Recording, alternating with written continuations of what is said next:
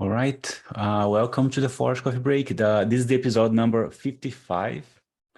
And thank you very much for joining. Welcome. And as usual, this is a very open space for no general questions, any topics and projects that you're working on with Forge, or any questions that you may have. And as usual, let me start with you. If you have any questions or no projects that you are working on, bring up, open your microphone or type. Let's see what you're working with.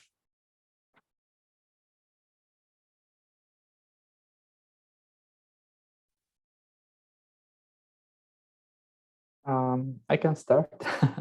Have it. Good Hi. evening. Good evening, I guess, right? Yeah, it's been a long time since I was the last coffee break. Well, welcome back then. So, yeah, thank you.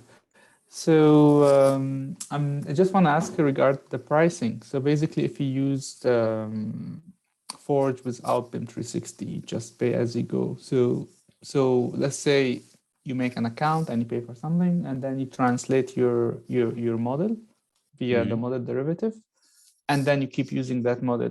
Will you keep paying every month because you are using the model, which is you already translated? No. So, which is a good point, right? So, which brings to a very interesting point. Let me share this screen here and go back to the Forge website. And if you go to pricing, and there is some information here, try Forge for free, subscription Forge, manage cloud credits. And if you scroll down, there is the cost right here, right? So you see that we charge for translation, not for viewing, right? So if you translate once and view thousands and thousands of times, it doesn't make any difference, right? So you only, in summary, you are only deducted cloud credits if you call the post job endpoint on the model derivative, or if you call the post work item in the design automation, or if you call post photo scene on the reality capture API. So those are the three APIs that we charge, and only on those endpoints. Everything else is you don't pay when you use them. Now the other thing is that to keep calling those APIs, even if you're not paying extra credits, you need an active subscription to keep calling those APIs. So let's say you translated a file last month and you paid 0.5 tokens, right, for this one. And you need to keep calling the get properties endpoint to keep getting metadata for that model, because you keep reprocessing that metadata for some reason, right? So to call that endpoint, you need an active subscription. Okay, but does it cost as well? You need to. No, there is no additional cost, but it needs to you need to have an active account, right? Okay. Because yeah, so basically the translation you pay only once, and here the pay as you go. It depends on the job complexity, and then after that, if you want to use also the same API, the model derivative, to retrieve the metadata of each element, also it will be for free, since you hit the API, you get 201, they prepare the JSON, and then you get 200, you get the data. So every time now you hit the API, you get 200, which is you get the data. So there is no additional job. There is no additional cost. Yeah. Yes. Yeah. Just remember, you do need to keep an active subscription. So that's currently $300 a year. Okay, good. It's just the idea. I'm building a small app for everybody can use it. Just they need to, create a Forge account for free in the beginning, and then they create Bucket, include the Revit file, whatever format, they translate, then they retrieve the data, normalize it, and export it, do a lot of stuff. So I just want to make sure that they don't want to keep paying every time. So the idea will die. Yeah, so you have to make sure that you're not calling post job for model derivative again, right?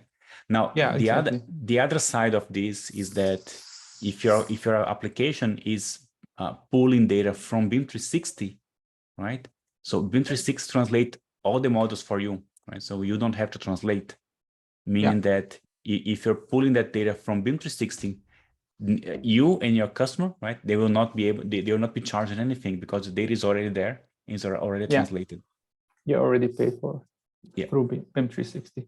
Yeah, super. And then all the other stuff like like the API you pay once, and then that's fine. I mean, of course, except the design automation.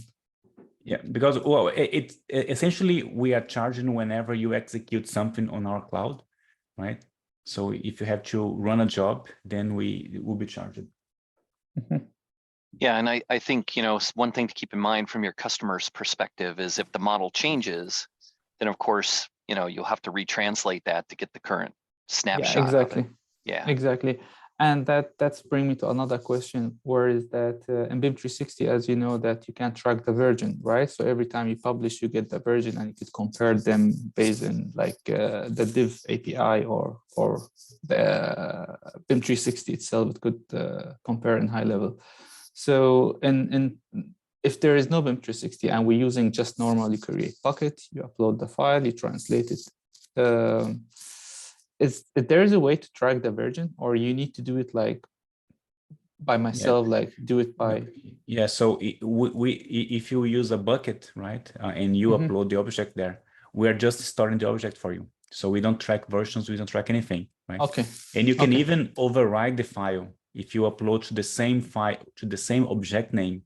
You are actually overriding the existing file. So yeah, you have to pay attention to it. Yeah, it's the same, I guess, policy in S3 bucket, maybe if you are using AWS. So it's overriding. Yeah, that's good. Yeah, so I will. Sorry. I was just going to say a simple way to kind of manage that is just put the version in your file name. Yeah, exactly. So ABC version 1, ABC version 2, and then when you retrieve the data, you do the job myself. I can handle it by code. Yeah, super. That's very promising, actually, because I thought you're gonna keep paying for it. So no. Thanks. Yeah, thank you. And just different topic here. Alex is asking about the Forge help email alias. That's still working, that's still functioning. I know that we are a little bit behind these last couple weeks, but we are getting back on track. So if you sent a message to forge.help, we still answering questions there. Now, the second part of your question is it doesn't show on the get help page. Actually, it does show, but you have to sign in first. And that's just how it works there, right? So if you go to get help and it doesn't show here, but if you sign in, then it should show up. That's the reason why. To avoid spammers, probably. Yeah, let me sign in here. Just a sec. Because I have to sign in with non-Autodesk. So you see, if you click here, then you can contact our support. That opens a form, same way it was before. Oh, beautiful. And we did lots of changes to this page now. And if you see there is a purple banner here, let me just agree with that for now. But if you go to applications, and you can see I have a few apps here. Now it's a bit different, right? If you click create application, you just have to provide a name like app 3, and that's it, right? And we will create everything with standard default values. And if you come back to that page, now you see what was created, right? So we have ID, secret, name, description that you can change here. But one of the biggest benefits right now, biggest improvements right now, is that you can have multiple callbacks. So if you wanna, if you're having local host and mylivedomain.com, right? So you can have the same the same client ID for different environments if you want.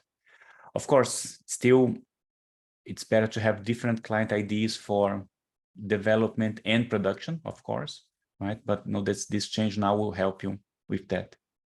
And the other big benefit is that if you have a client ID and a secret, from time to time, you want to regenerate the secret. Right? So if you click regenerate, and that's the interesting piece, it should show the old and the new client secret. So from now until I click on use new secret, those two secrets will be valid, right? So if I go to my live domain now, so my live domain is using the old one, right? And I can now update to the new client secret. And they are two working. Once I finish, I can just say use new secret. That will kill the previous one. And now I have just the new.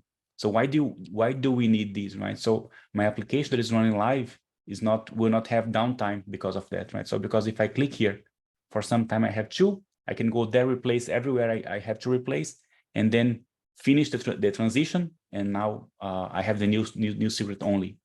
So that helps me regenerate the secret without downtime. Make sense? Hope it helps. Yeah. Yes, makes That's sense. a great That's good. That's improvement, actually. very cool. Yeah. We were And, looking forward for it. I mean, from the first accelerator, it was so annoying to use one callback at least. Yeah, the But, multiple callbacks is really helpful. Yeah. I mean, the regenerate option now allows you to have multiple callbacks, multiple secrets, so you don't have downtime. And one more thing is that after you finish creating an application, the purple bar is now showing you the tutorials. So if you click here, it goes straight to the tutorials, so you can get started. And yeah, you know what you. So if you're coming here for the first time, you know that you have to go to the tutorials after you finish creating your app. So it's improving this overall process. Cool, right? Okay, I'm talking too much. Any other questions or topics? Yes, I have a question. Yes, go, Pedro. Hi everyone. I'm just started playing around with design automation for like feeding Rabbit models, like data, retrieving data from Rabbit models and all the stuff. Try to make all our BIM workflows, like our local workflows, like with Dynamo or plugins, but in the cloud with design automation. But I was seeing documentation and Forge Autodesk classes, and I saw that the cloud work sharing models are not supported. So you can detach a work sharing model, run some automations, and then save as a new file, but not like synchronized to the actual model. Let's say someone is working in a Revit model stored in BIM 360, or some people like creating walls or whatever. And then I start a design automation plugin, and like, for example, creating walls at the same time that other ones are creating like manually walls. If I save again the file back to BIM 360, this model is going to override the model that the people are working on, right? Or so there's synchronization. Yes. Yeah, work shared models and work shared models are yet not supported, but we just finished a beta program for that feature, so it's coming soon. The ability for your design automation to work on a work shared model, right, without disconnecting from central. So we are now on final steps to get that ready, meaning that so we are almost there. There is no, as usual, there is no guarantee that it will be released or anything like that, right? Because we're still working on it, but we're getting very close. So we did a beta, and we're now finalizing what we have to do on our side. Okay, thank you. That would be a game changer. Yes. Yeah, but just again as a disclosure, right? It's not there, so there is no guarantee it will be there. But just so you know. Okay, thank you.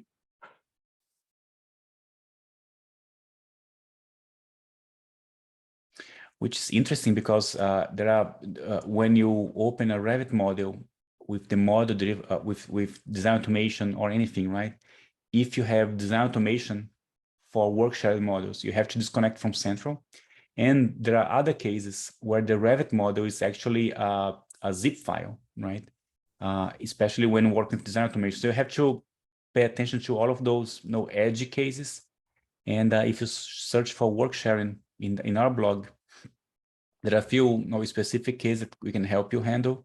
I was talking about the zip file, right? How to manipulate zip files there. Some composite as well. So there are a few scenarios that could happen when you have work shared models. But hopefully all of that will go away, and you just have to use the work shared feature in design automation. That should help eventually. We're getting there. So we know that this was on the top of our list for some time. It took us some time to figure out how to do it, and we're getting there. Nice. I also have another question regarding the model derivative API. Because first I started working with design model derivative, trying to retrieve the data from Revit models, because I'm also only working with Revit models, and to try to retrieve all the metadata from the families, types, the same as we did with plugins and locally. But the thing is that the data is not structured like families and types, like you can do it in a Revit file locally, because it's transforming, is translated to SVF2, right? But the thing is that when I check the data in the viewer, like manually, when I go to the viewer and display the properties of the elements, it is displaying very well, because I can select like the categories, then the types or the families, then the instances, then retrieve the instances from the parameter from the instances, or the type from the instances. I can see the IDs from the types. And when I try to retrieve this information from model derivative, it seems that there are missing information. I can, for example, retrieve all the instances, all the parameters, all the instances parameters, all the type parameters that are mixed, or all the type parameters and instance parameters are mixed. So it's I have to do like some matching information between the data that I have with the endpoint of model tree, like you have the endpoint with model tree and then model tree metadata. So the ones that you get, like the categories and all the stuff, and then the other one is with the properties, right? So I have to do a like matching data to retrieve what are type parameters, what are instance parameters, and some in some elements I cannot get the type parameters. For example, for curtain walls, all the elements that are hosted in the curtain walls, I cannot retrieve the type parameters of these kind of elements. So the get properties from model derivative should return the exact same amount of properties and the exact same data you see in the viewer, right? So if that's not the case, then we have to review the specific model. So what I'll suggest you to do, and if you can, right, and is to send us the response you are getting from get properties, and the response and what we're seeing on the viewer for the same DB ID. So just send us an image and the code of what you have to forge.help@autodesk.com, and also share the URL of the model, so we can try to see on our log if something is happening. But no, it should be the exact same information, right? The only difference is that the data that you get from model derivative is organized in a different way, right? So you have the whole thing and the tree to organize that flat data, right? Yes, one is with the tree, like the others flat and instances. Yes, that's the only difference. So with that, just want to point out that we have this fetch specific properties endpoint, and note that this is in beta, and we are collecting feedback, and we are already planning to do some changes here to improve how you use it. So it's beta, do not use in production. We may have some changes and improvements to do here, but what the way it works is that you can specify which elements you want by DBID and which properties you want from those elements, right? So you can make a very targeted query, right? Again, the data is the same. So the extraction process from Revit, or from, in your case, you said you have a Revit model, right? So the data coming in from Revit to the property database is always the same, right? And we retrieve that data in different formats. So we get that data from the database using these fetch properties, fetch all properties, and the viewer get from the same database to show in the viewer. So it should be the exact same thing, except in different formats. But if you're seeing different information, then no, we have to review it. I haven't seen something like that happening before, but if you're experiencing that, yeah, please report to us. Okay. Yeah, and just one tip, you know, there's the force-get parameter that you have to use on very large models. So if you're not using that, I would suggest trying it, because maybe you're just not getting everything back because of the default limitation of model derivative. Yeah, it's interesting because if you're not using the force get, then you get 404, not missing properties. But no, it can be the case as well. So yeah, please share. Now, one last thing, right? If you're using buckets and objects, right, it's possible that when you translate a job, you're not actually translating the file. And let me explain what I mean, right? So let's say you uploaded a file today, and you upload the same file tomorrow, right? So the file is the same name, but the file, it's the same name, but it's a different file because you just override. You're just overriding the file that you have on the bucket, right? So when you say post job, you can tell the model derivative to always translate the file, regardless if it's already there. So if you say force true, meaning that it will retranslate regardless, right? If you say if you leave it false, which is the default, if the file is already translated, even if it's not the same file, it will not retranslate, right? So if you're uploading files with the same name, right, you have to say delete the translation and retranslate that file. Okay. So it's possible that the file that the translation, the data that you are getting is different because the translation is from an old version of that file. I'm just using models stored in Build 360. Okay. So yeah, okay, that doesn't apply then. Okay, ignore that. Doesn't apply. Okay, so you say that they are already translated, right? Yes. All the models uploaded to Build 360 are already translated. So yeah, I was just in the case that you are uploading them to a bucket, not to Build 360. So in Build 360, you just have to worry about version, right? So you have multiple versions. I mean, make sure that you are getting the proper version. Yes, I'm always using the tip endpoint that is retrieving the latest version, I think, I guess. So, okay, so I will write the case to you. So. Yeah, sure. I mean, write as much information as you can to explain where the data is not as you expect it to be. And and remember to provide the different data and the URN of the model so you can confirm. Great, thank you. Appreciate it. Augusto, can you show an X adds force if we are using the SDK, not the URL? Because usually at the documentation learnforce.io, you are using the SDK there. You don't use the HTTP request. So if there is a way how to add this, because I was just about to ask this question because I'm looking at, I've been translating a lot. Yeah. So which language are you using? Node.js. Node.js. So sorry.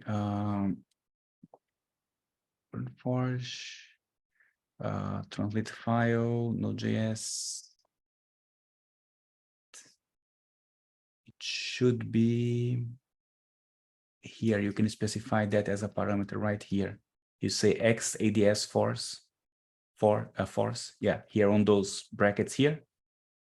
You say X ADS force equals true.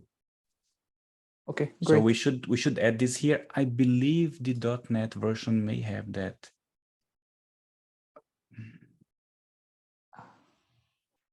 No, it doesn't.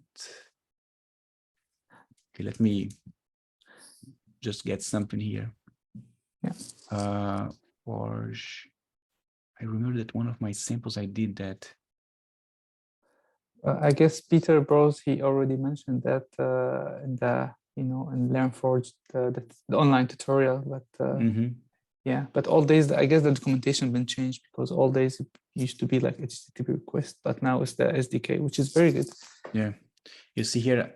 Here is the true. You see, force to translate. So I did that on this sample. I was experimenting with that a while back. Yeah. Yeah, go ahead. Sorry. Could you please provide us with the link now? Yeah, let me get the Node.js here. Node.js. Node.js client, right? Yeah. Because if you have a client and he click 5 times on translate, he will create 5 different jobs and then he will be charged a lot. Yes. So if you use true and you post 5 times, then we'll translate 5 times, right? Yeah, exactly. Oh yeah, it is. Yeah, so you have to pass the header.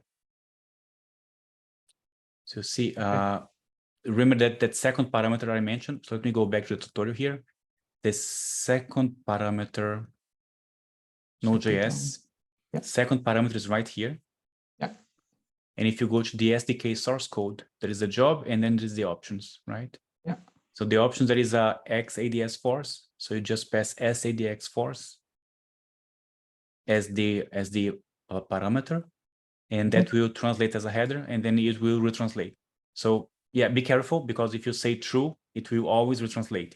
If you say post job 5 times, we'll retranslate five times. Great. Again, I'm talking too much. Sorry, it was very exciting today. I like the questions. Thank you very much. And we are almost at the end of the time. Any last burning topics? I see one there from Scott. I don't know if you have Navis Force one.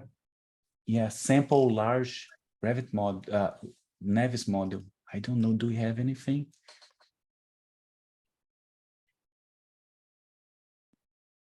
I don't know if we have it. Because if you go to the Navis sample files, how big are they? Yeah, there is a sample files inside Navis install folder, right? But I don't know how big they are.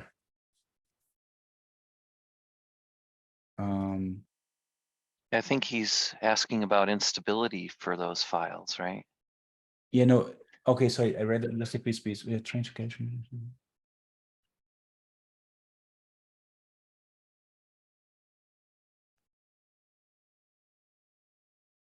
Okay, you probably have to debug that with you, Scott.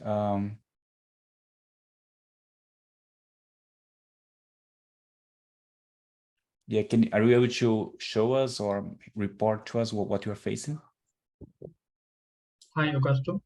Hi. So I am Ahmed, teammate for Scott. Okay. I think he doesn't have mic or something right now. What he was talking about is that we have large Navisworks model. You know, Navisworks model is a federated model, so its size may go up to 500 megabytes or something like that. When we are viewing that large model within Forge, it's a bit too heavy for users' machine. And when we try to segregate the model into smaller models or just call some DPIDs to be loaded, it's not helping that much. So what is the best approach to load such a large model in case of considering users' machine performance and model elements visibility as well? I hope I clarified it as much as I can. All right, cool. Well, let me try. So usually those Navisworks, they get very heavy, and you see some lag because the browser or the device is not capable of loading that much geometry or that much memory, right? So the usual way to do it is to simplify the geometry. In many cases, you have models with lots of elements that you don't need, and maybe some of those elements have excessive tessellation there, right? So you can, a lot of tiny edges on your model. So if you can simplify that, that would help. If you wanna, that will require some pre-processing of your model to reduce the amount of geometry you have. But other than that, the model it's always big, right? So now from our side, we are always working to improve performance, and today is way better than it was before. So we'll keep working on that. no, in going back to your specific case, what we can try to do, if this is a one-off, we can try to help you simplify that model or work on the geometry. And but that will be some manual work before translating the model. Hope I'm getting this right. Petra knows better than me on this, right?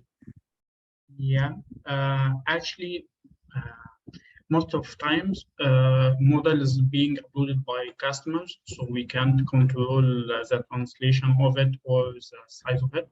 So what we are hoping to is segregating the model, just loading a part of it, which we need for now, or loading the other part later on, something like that, to accelerate the load of model and to load parts on demand. That's a good tactic, right? So you load pieces, piece by piece, the model, and that's one of the best tactics, right? So you can split it, and let's say only load the external geometry, and then only load the mechanical, and then load the other pieces as you need. So this requires us to have properties loaded before loading the model itself. So the client originally uploaded the model in large size with as it is case. So we need to simplify the loading in subsequential times for user machine. What you are proposing is loading like category by category, isn't it? Yes. So and in some of those categories, you can simplify the geometry. So again, to give an example, right? So let's say you have electrical, electrical, and you have structural, but the one that is important for you is the electrical, not the structural. So you simplify the structural and keep the electrical with no very detail, right? So you separate them and simplify some of them that are not important for you, and just keep with high fidelity the one that is really important, right? So you're not sacrificing the feature, but you are only reducing the size of the model. So this requires to load the model for the first time. My approach is loading the model as it is for the first time, because the client uploaded it and I don't know what the contents of it. So after that, I collect DB IDs and store them in like local storage for the user. That cannot be done if you translate the model at once, right? You have to do some manual work to split the model before you translate, and that's what I mean. It's a kind of one-off kind of thing, right? Because you have to manually open the model, split in pieces, right, and translate in pieces, and then put them together again. So it's a very manual process to work with these high complex models, right? And we don't have an automated way of doing that today. Yeah. Sorry, I was also jumping in. One of the issues being that these large models, without, for some reason, the way that Navis works, we can't say delete everything but electrical, then save it, translate it, delete everything but structural, save it, translate it. We can only hide. So even so say we hide everything but electrical, it's still a 285 megabyte model. If we So what I'll suggest you, Scott and Ahmed, right? Let's try to book some time so you can discuss no details, right? So this is very case by case today. As I mentioned, right? We are always expanding how much we can do with the viewer, but no, you guys are always bringing bigger and bigger models. So right now we still have some work to do on our side to improve that. So what I would suggest you is to come to the portal and go to all events. And if you see this, the doctor is in, right? And it actually goes to Calendly. You can select one of us on the team and book some time to discuss in details what you can help. So you can either start with me or Michael. We've had conversations with the Peter Bros. Peter Bros, yes. What's his name? Scroll down. Oh, he's not there.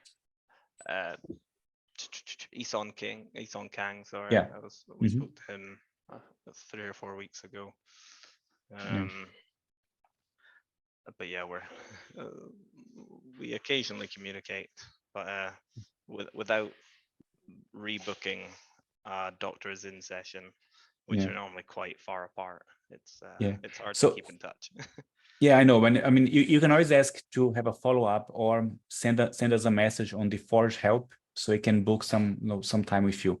So what I'm saying is that the bottom line is that the geometry is too complex to be loaded in that case, right? So it's not really the size of the navis, but how complex is the geometry, and that results in a very complex model loading the viewer, and the browser is just not capable of loading that, right? So that is improving, right? So at the beginning, the performance was the beginning of the viewer.